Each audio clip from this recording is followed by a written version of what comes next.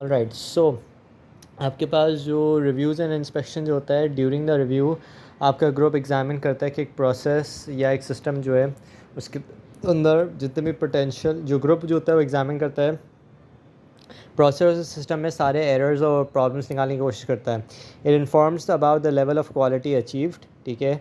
और project managers can revise decisions and try to satisfy the review community, ठीक है। तो प्रोजेक्ट मैनेजर्स क्या करेंगे, they will try to revise the decisions and they will keep on trying to try to satisfy the review community, ठीक है। अब जो review process assess कैसे करती है, वो एसेस कैसे करती है कि डॉक्यूमेंट्स जो डेवलप होते हैं STLC को उनको सामने लेकर आती है। It checks for consistency, completeness of code, standards follow हो रहे नहीं हो रहे, डिफेक्ट्स चेक कर रहे हो, सजेशंस बता रहे हो, ठीक है।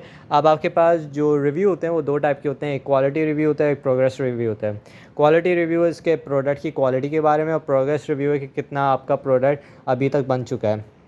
फिर आपके पास आता है pre review, review meeting and post review. Pre review होता है कि सबसे पहले आपको टाइम प्लेस डिसाइड करना होता है और आपके पास डॉक्यूमेंट्स पता होने चाहिए कि किसको कौन से डॉक्यूमेंट्स देने, ठीक है। मतलब डॉक्यूमेंट्स प्रिंट आउट करके लेकर आ जाओ। और रिव्यू मीटिंग होता है कि ड्यूरिंग मीटिंग के अंदर आप रिव्यू करते हैं अपने डॉक्यूमेंट को, ठीक है, as per your organization project level standards, ठीक है। दोनों लेवल के जो स्टैंडर्ड्स थे क्वालिटी मैनेजमेंट के, उनके ऊपर आप उनको रिव्यू कर रहे हैं, ठीक है। आप एक शॉर्ट मीटिंग रख रहे हैं जो ज़्यादातर लाइक मैक्सिमम 2 आवर्स की होती है, and all of the comments must be updated in the software, ठीक है। एंड आपके पास जो पोस्ट रिव्यू होता है, अब आप सारे अपने बग्स फिक्स कर रहे हैं, रीफैक्टर कर रहे हैं कोड और अपना रीराइट कर रहे हैं। तो एक डायग्राम है कि आप प्लानिंग और ग्रुप प्रिपरेशन थी, pre review, individual preparation, then you have your review meeting and then you have your error correction, improvement and then follow up checkups. तो वो पोस्ट रिव्यू है, ठीक है। So very straightforward. Let's take a look at distributed reviews.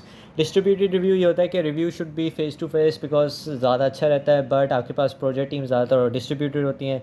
तो उसके लिए आप क्या करो, शेयर डॉक्यूमेंट यूज़ करो, एनोटेट कर लो डॉक्यूमेंट्स पे और वगैरह नोट्स लिख लो। तो दैट इज़ वन सोल्यूशन। फिर आ जाती है आपके पास programme inspection.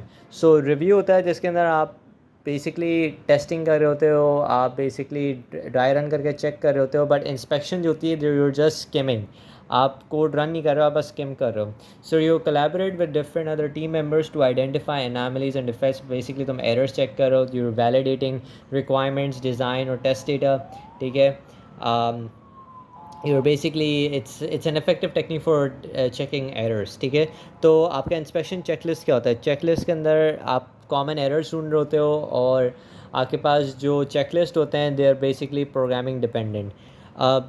Different different type की जो चेकलिस्ट के अंदर जो चीज़ें लिखी हुई होती हैं वो ये होती हैं कि data faults, control faults, input output, interface, storage and exception.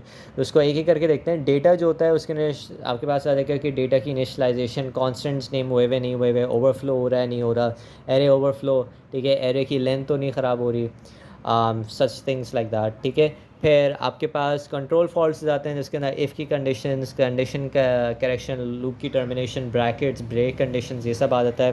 फिर आपके पास इनपुट आउटपुट हो जाता है कि वेरिएबल्स यूज़ हो रहे हैं नहीं हो रहे, आउटपुट वैल्यू असाइन हुई भी नहीं हुई भी है।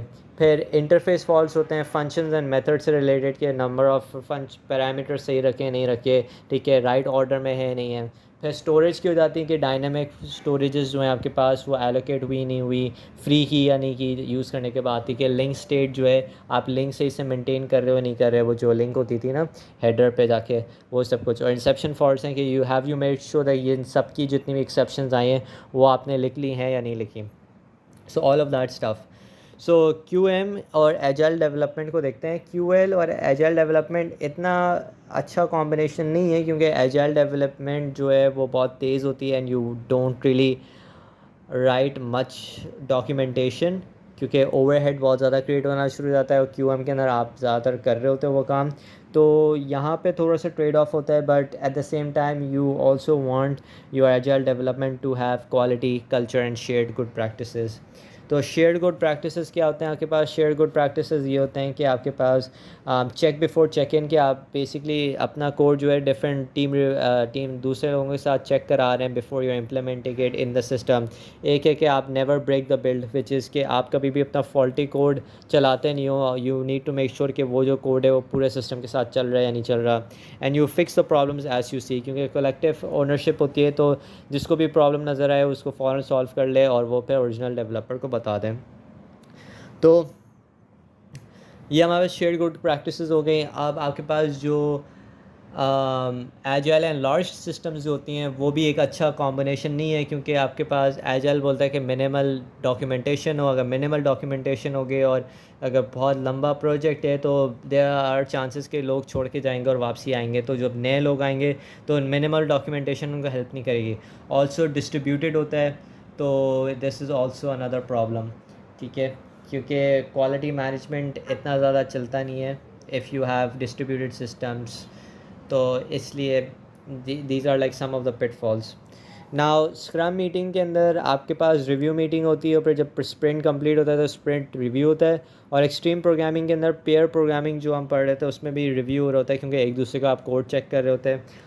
लेकिन उसके अंदर मसले होते हैं पेयर प्रोग्रामिंग के। एक 3 मसले ये थे कि म्यूचुअल मिसअंडरस्टैंडिंग होती है कि दोनों के लोग सेम एरर कर रहे हैं। पेयर रेपुटेशन हो सकती है कि भाई एक को काम, अगर एक एरर नहीं निकालेगा तो काम जल्दी जल्दी कंप्लीट हो जाएगा। और वर्किंग रिलेशनशिप ये है कि अगर दो लोगों में आपस में राइवलरी है या दो लोगों में आपस में कुछ कॉन्फ्लिक्ट्स हैं, तो एक चाहेगा कि वो बार बार एरर्स निकाले फालतू के दूसरे बंदे में। So that's also a big issue.